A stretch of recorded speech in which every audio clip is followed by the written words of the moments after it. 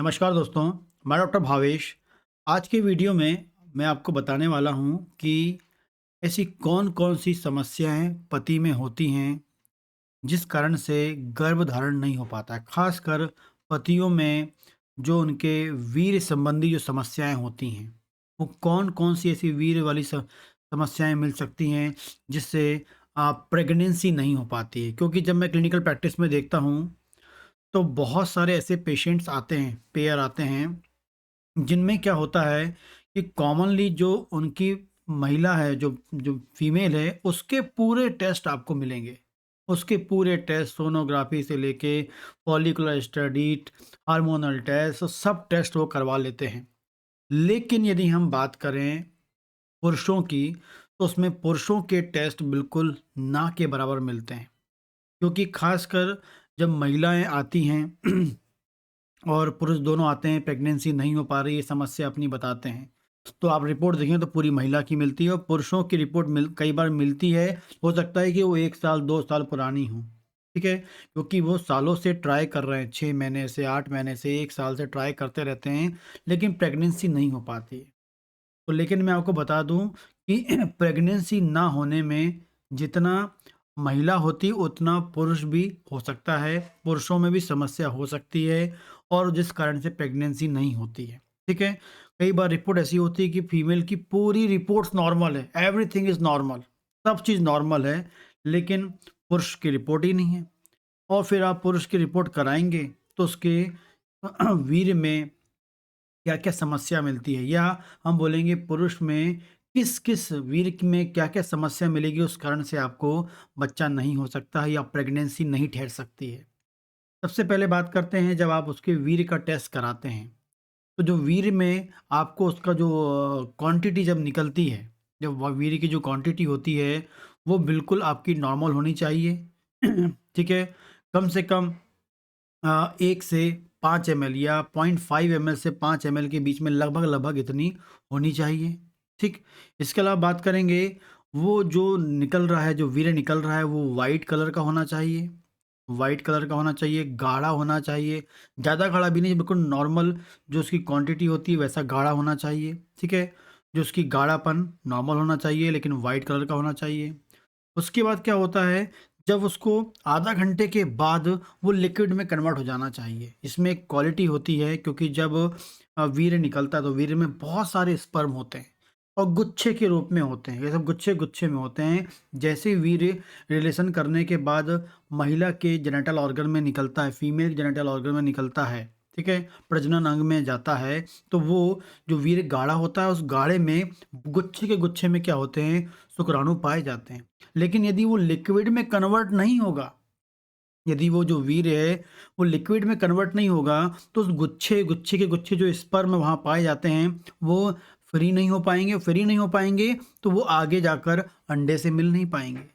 तो बिल्कुल उस वीर्य का लिक्विड में कन्वर्ट होना, पानी जैसे रूप में कन्वर्ट होने में आधा घंटा टाइम लगता है। यदि ये आधा घंटा का जो टाइमिंग है, ये नॉर्मल नहीं होगा, या फिर कई बार क्या होता है, वो लिक्विड में कन्वर्ट ही नहीं होता है, तो वहाँ से शुक्राणु फ्री नहीं हो पाते हैं, और फ्री नहीं हो पाएँगे तो वो आगे नहीं जा पाएँगे और अंडे से नहीं मिल पाएँगे।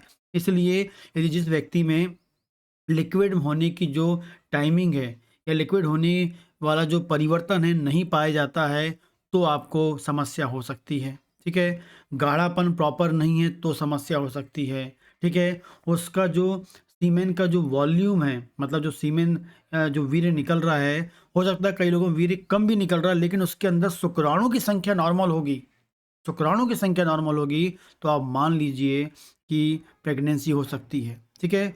आप वीर्य के वॉल्यूम को ज़्यादा मैं इम्पोर्टेंस नहीं देता हूँ, मेरे अनुसार तो उसमें शुक्राणु की संख्या ज़्यादा होनी चाहिए, और वो जो वीर्य है आधा घंटे में लिक्विड में कन्वर्ट हो जाए, ताकि शुक्राणु फ्री होकर आगे की ओर जाकर जो आपके नली होती है, जिसे हम फैलोपियन ट्यूब बोलते हैं, वहाँ जाकर अंडे से मिल सके। इसके अलावा बात करते हैं, जो वीर्य होता है वो एल्कलाइन होता है, क्षारीय नेचर का होता है। लेकिन जिन लोगों का एल्कलाइन का जो पीएच होता है वो एसिडिक हो जाए, तो समस्या हो जाएगी, क्योंकि एसिडिक हो जाएगी तो जो आपके शुक्राणु हैं, वो उनकी जो मोटिलिटी होती है, उनकी जो क्वालिटी होती है, वो खराब हो जाती है। तो वीर्य का जो है वो क्षारीय होना चाहिए, वो अम्लीय हो जाएगा तो समस्या बढ़ सकती है। तो कई बार बहुत सारे लोगों में ये आपको अम्लीय या एसिडिक वाला आपको वीर्य मिलता है। और एसिडिक वीर्य क्यों होता है? क्योंकि यदि किसी के वीर्य में इन्फेक्शन हो जाए, यदि किसी के वीर्य में आपको इन्फेक्शन मिलता है या जहाँ वीर्य बनता है वहाँ इन्फेक्शन मिलता है, कई बार पुरुषों में ग्लैंड होती है, प्रोस्टेट ग्लैंड, वहाँ इन्फेक्शन मिलता है, या पेशाब की नली में इन्फेक्शन जिसको मिलता है उस कारण से, क्योंकि पेशाब की नली, उसी नली से कौन आने वाला है? वीर्य आने वाला है। यदि आपके पेशाब की नली में इन्फेक्शन हो, प्रोस्टेट ग्लैंड में इन्फेक्शन हो, जहाँ वीर्य बन रहा है वहाँ इन्फेक्शन हो, तो वहाँ जब इन्फेक्शन होता है तो वहाँ पर पस सेल बनने लगती है, और ये पस सेल क्या करती हैं? वीर्य के पीएच को बदल देती हैं, एसिडिक कर देती है। और जैसे पीएच एसिडिक होता है तो वो शुक्राणु को मार भी सकता है, शुक्राणु की मोटिलिटी कम कर देता है, शुक्राणु की संख्या कम हो जाती है, शुक्राणु की क्वालिटी कम हो जाती है, और जिस कारण से वो अंडे से प्रॉपरली नहीं मिल पाते हैं और बच्चा नहीं हो पाता है। इसलिए आपका जो पीएच है वो एल्कलाइन होना चाहिए, क्षारीय नेचर का होना चाहिए। यदि एसिडिक नेचर का है तो उसको क्षारीय नेचर में करना पड़ेगा, पता करना पड़ेगा कोई इन्फेक्शन तो नहीं है। कई बार ये समस्या मिलती है। आगे बात करते हैं, स्पर्म काउंट की बात करते हैं। स्पर्म काउंट आपको कम मिलते हैं। क्या मिलते हैं? स्पर्म काउंट कम मिलते हैं। स्पर्म काउंट कम होने के बहुत सारे कारण हो सकते हैं। हो सकता है हार्मोन्स की कमी हो सकता है विटामिन्स की कमी हो सकता है कि न्यूट्रिएंट की कमी हो, ठीक है? तो इस प्रकार से बहुत सारी समस्या हो सकती है, या हो सकता है कि आपके वीर्य में इन्फेक्शन हो गया हो, उससे शुक्राणु मर गए हों। तो शुक्राणुओं की संख्या कम होने के कारण भी कई बार देखा गया है कि ये प्रॉब्लम होती है। तो शुक्राणुओं की संख्या सबसे इम्पोर्टेंस रखती है और नॉर्मल होनी चाहिए, और वो भी कई बार मिलती है महिला में। सब कुछ ठीक है लेकिन शुक्राणु ठीक है, वहाँ अंडा अच्छा बन रहा है लेकिन यहाँ पर शुक्राणु नहीं, तो कैसे प्रेगनेंसी होगी? ठीक है?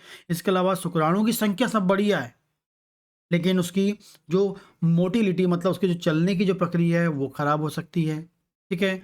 या हो सकता है जो शुक्राणु है उसका शेप एंड साइज जो नॉर्मल शुक्राणु से वैसा नहीं है, वो एबनॉर्मल शुक्राणु मिल सकता है। तो इस प्रकार की समस्या भी आपको कॉमनली कई बार मिलती है, जिस कारण से प्रेगनेंसी होने में समस्या होती है। तो आपको उसकी मोटिलिटी भी ठीक होनी चाहिए, उसका आकार भी ठीक होना चाहिए। इसके अलावा यदि आपको वीर्य में पस सेल मिल रही हैं तो प्रेगनेंसी में समस्या हो सकती है। पस सेल मिल रही मतलब इन्फेक्शन मिल रहा है। कभी-कभी उसमें आपको लाल रक्त कणिकाएँ मिल सकती हैं तो समस्या हो सकती है। एपिथेलियल सेल्स मिल सकती हैं, और अदर टाइप की जो डेब्रिस सेल्स होती हैं वो आपको मिल सकती हैं। ये सब मिल रही हैं, पस सेल मिल रही है, लाल रक्त कर्णिकाएँ मिल रही हैं, डेब्रिस सेल्स मिल रही हैं, एपिथेलियल सेल्स मिल रही हैं। तो ये कहीं न कहीं आपको आपके वीर्य को ख़राब करता है, शुक्राणु को ख़राब करता है। इसलिए एक पुरुष में यदि उसका जो वीर्य है वो प्रॉपर गाढ़ा हो, आधा घंटे के बाद लिक्विड में कन्वर्ट हो जाए, क्षारीय नेचर का हो, शुक्राणुओं की संख्या नॉर्मल हो, शुक्राणु की मोटिलिटी ठीक हो, उनका शेप नॉर्मल होना चाहिए, उनके वीर्य में पस सेल ना के बराबर हो, ब्लड सेल आरबीसी नहीं होना चाहिए, लाल रक्त कणिकाएँ नहीं होनी चाहिए, अदर डेब्रीज नहीं होनी चाहिए। ये सब होगा तभी प्रेगनेंसी हो पाती है। इसलिए हर पुरुष को भी अपनी सीमेन टेस्ट या वीर्य का टेस्ट कराना चाहिए, क्योंकि ये भी एक कारण होता है प्रेगनेंसी ना होने का।